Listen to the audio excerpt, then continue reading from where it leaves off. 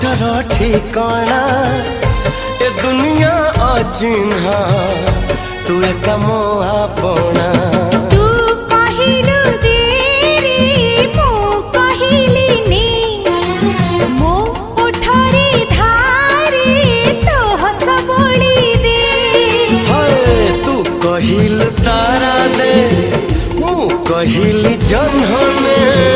तू कहिलु कथा दे मु कहिली राणनी एमिति कराण देलु खसी पारु नाही मो छाती चिरी देले तू